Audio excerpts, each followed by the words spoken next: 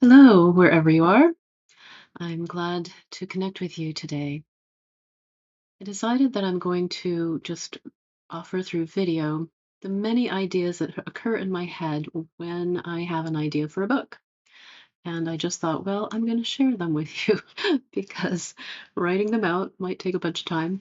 And I'd like to get these ideas out in the world, at least in some form, miniature form. So today I'm going to share with you what came to me as a result of watching an online video about the hero's journey, and much of it was Joseph Campbell's take on it.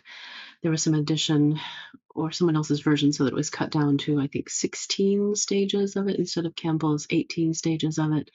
It's a lovely video, and it was very healing to watch this way of seeing our life journey because all of us go through some kind of trials and tribulations, to use the old-fashioned language, many challenges in life. And the question becomes, what do we do with them? How do we cope with them, or do we stop coping? Many of us get, anxious, depressed, whatever. Especially depression is kind of that no longer coping syndrome, right? And the the hero's journey is really about all of that stage of resistance that we could call depression. The stage of resistance really is what depression is. It's resisting what is.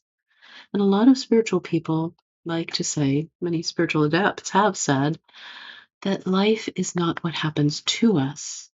Life happens for us. And shifting from the experience of life as what happens to us to trusting that life is happening for us has been, for many of us spiritual folks, the biggest shift in our lives. I know it has been for me. That's not the language and the terminology that came to me at the time. For me, it was more the shift from victim consciousness to spiritual warrior consciousness, but it's the same thing, especially if we add in the sacred feminine understanding. And that's the piece that occurred to me seems missing from the hero's journey. Where's the sacred feminine aspect of this? I'll come back to the many threads that I've dropped, but I want to pick up Stanislav Grof's beautiful writing on the perinatal matrix.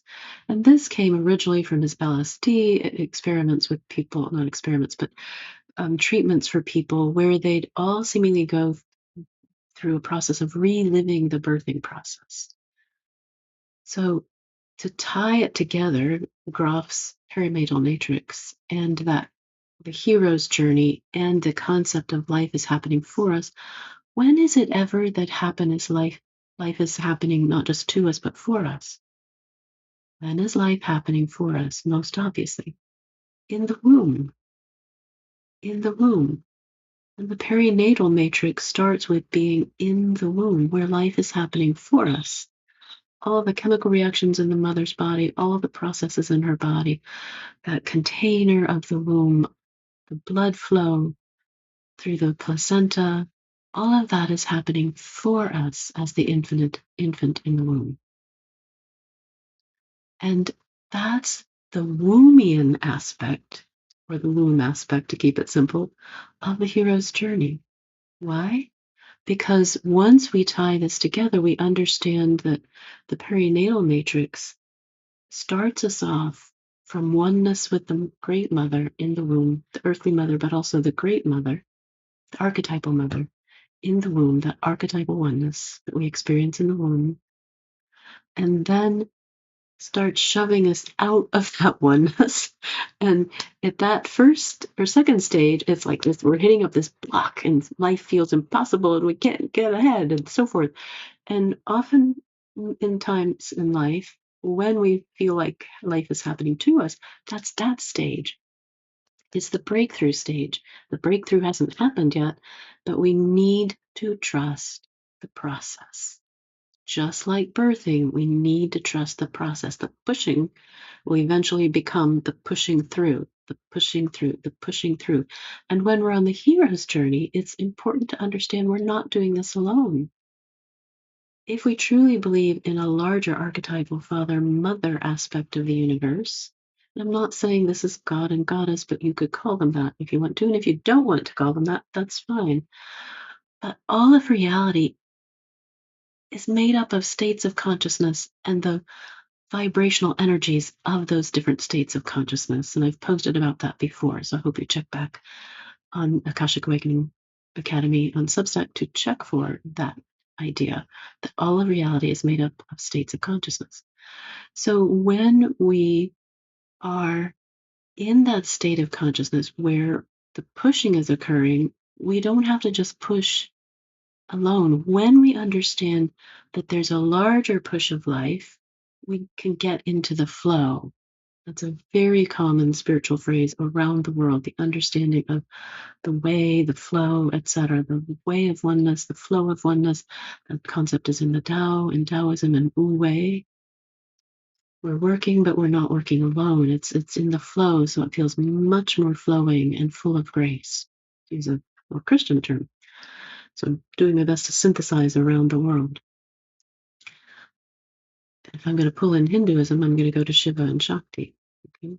And I'm going to go to Buddhism and say it seems like suffering, but when we understand that part of a larger suffering is part of a larger process of birthing us into that higher state of consciousness, then suffering becomes something sacred might feel too strong for most of us, but suffering becomes something meaningful, full of potential. The potentiality of who we are, the potentiality of our life, our whole life potential is living in and through this story, first for the perinatal matrix, and then as it's really repeated in and through the hero's journey. Okay? So what I'm inviting us to understand is then after that pushing stage of the perinatal matrix, then there's the release, the freedom, the baby is born. We're born out into the world seemingly alone, seemingly separate, which is why it's really important to put the baby in the mother's arms or on the mother's chest as soon as possible, so that sense of separation is not complete. So we don't have that trauma of a sense of separation from source. Back to the hero's journey. And then the hero's journey begins on this earthly plane outside the mother's womb, the physical mother's womb, the human mother's womb. But what I'd like to help you understand is that we're still in a womb. The womb of the universe is the Akashic womb, the ether of the universe. We're living in that Akashic ether of the universe. That Akashic ether interfaces with the quantum vacuum, which is womb-like. It's full of potential, all sorts of energy in there in the quantum vacuum. That's why it's called the 0 point field. There's energy even at 0 Kelvin.